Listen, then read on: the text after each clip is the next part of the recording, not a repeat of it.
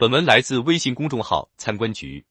一个年流水过亿的连锁餐饮合伙人变成负债几百万的失信人需要多久？王松告诉了我们答案，长则需要2个时代的变迁，从高速增长的餐饮红利时代到疫情后的消费下行时代；短则只需要几个决策失误就能把钱快速烧光。而他刚巧既踩中了时代变迁，又因规划不足做了失败决策。王松从事餐饮行业24年，17岁入行，一开始只是月工资200元的厨师学徒，在餐饮行业做厨师16年，月工资也仅仅涨到6000元。2016年，王松决定放手一搏，用积攒的5万元和各种渠道借来的15万，拉着几个合伙人，一共凑够100万，在天津开了一家海鲜类餐厅。生意在开业之初便爆火，350平米的店，第1年就做到1400万的营收规模。而后，王松与合伙人们陆续开了13家店，年流水过亿。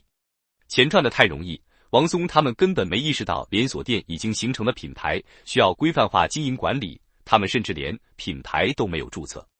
成功似乎轻而易举，王松决定退股，带着经验自己干。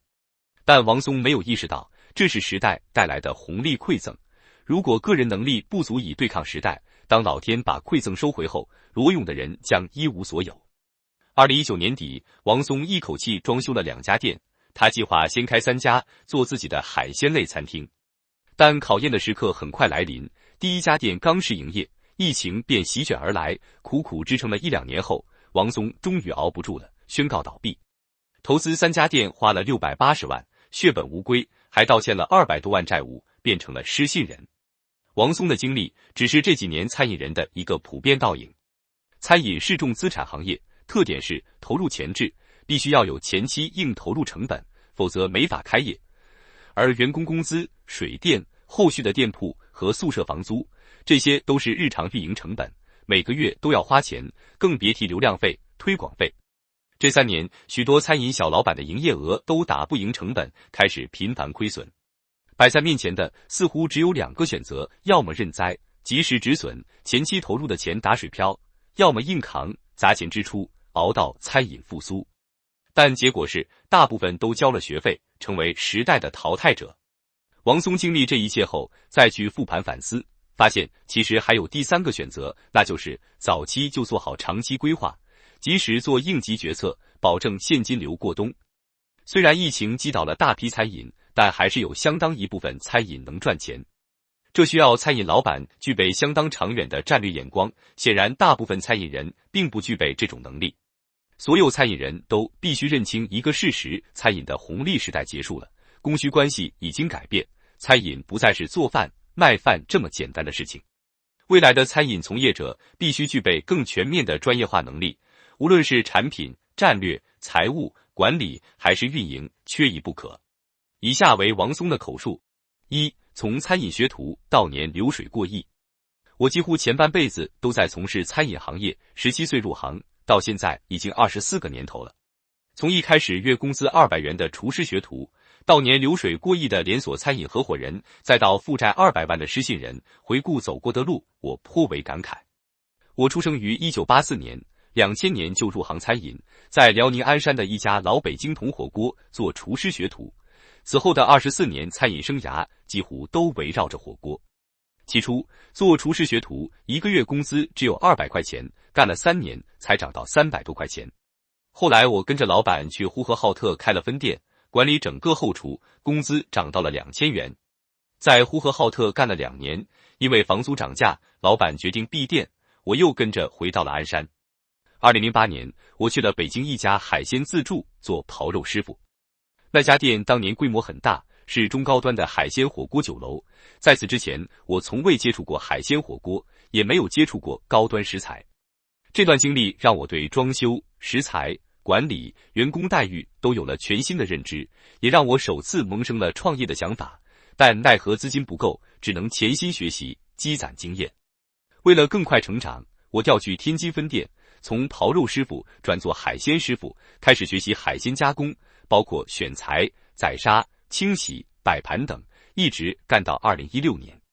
这么多年做下来，我对海鲜产业有了全面了解，比如什么产地的海鲜应该怎么做，不同海鲜怎样改刀口感最好等，几乎把采购、产品研发、产品加工等环节都学透了。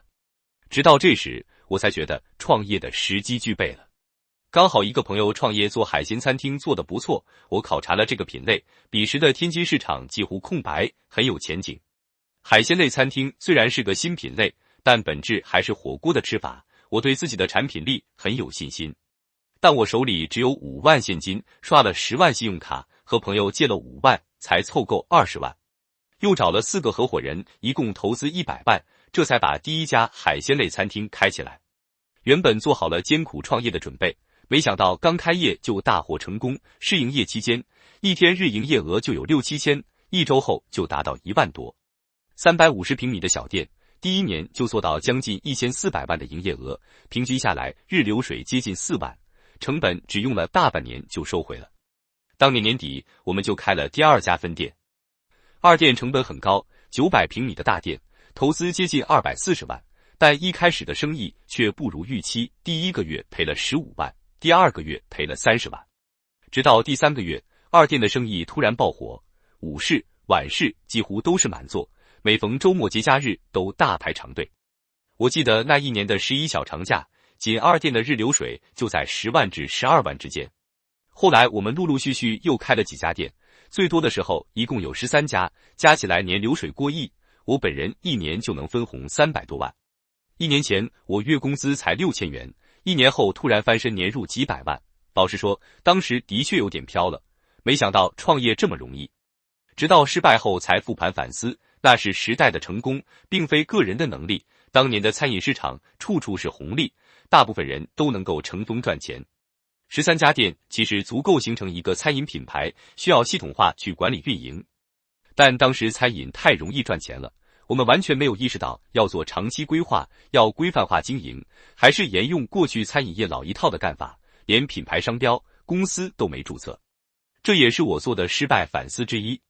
2. 创业失败，沦为老赖。刚破产失败时，我把责任都推到疫情上。但深刻反思后，其实主要原因还是自己的专业性不足，能力不够，没有做好规划，风险来临时就乱了阵脚。疫情刚开始时，大餐企几乎都启动了应急措施，结缘开流，发掘线上渠道，保证现金过冬。虽然3年疫情有大批餐饮倒闭，但仍然有相当数量的餐饮赚钱。黑天鹅事件出现时，才能考验一个餐饮老板的专业性。2019年底，我从合伙的海鲜类餐厅连锁店里退了股，拿了300万现金，准备自己开店，还是做海鲜类餐厅。天津虽然已经实现很多同质化店铺，但我认为市场并没有饱和。2020年初，第1家店刚装修完，试营业的第7天就关了。我记得很清楚，那天是大年初2，正是疫情严重的阶段，一直关到4月中旬才开始重新营业。中间几个月几乎都在纯支出房租成本。营业后，客流量没有恢复，一天营业额只有1000多块钱，但员工工资每个月就要支出16万，1年房租就有40多万。好不容易营业额刚有起色，因为核污水事件、三文鱼、南美白虾等陆续出问题，店里的生意又一落千丈。折腾了1、2年，我自己前后开的3家店都撑不下去了，以倒闭收场。3家店一共投资了680多万，血本无归，还负债200多万，主要是欠银行和朋友，信用卡也都刷爆了。当年创业成功后买了3套房子，如今为了还债已经卖掉2套。我本人也上了失信人黑名单，飞机、高铁都不能乘坐。从创业成功的小老板一夕之间变成老赖，任谁心里都不好受。刚破产时，我焦虑到夜夜难以入眠，但这抵不了什么作用，我必须振作起来，必须打不到，必须想办法把负债还清。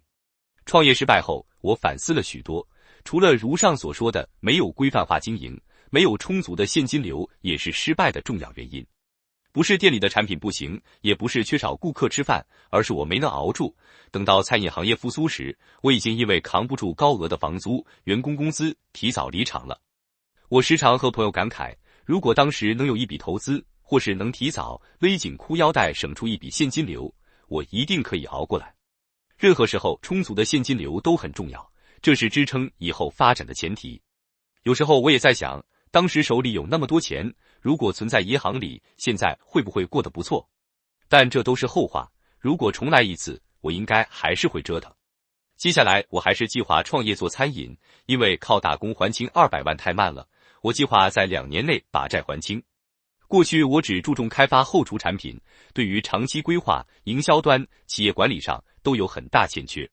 餐饮的红利时代结束了，供需关系改善，餐饮不再是做饭、卖饭这么简单的事情，未来的餐饮从业者应当需要更全面的能力。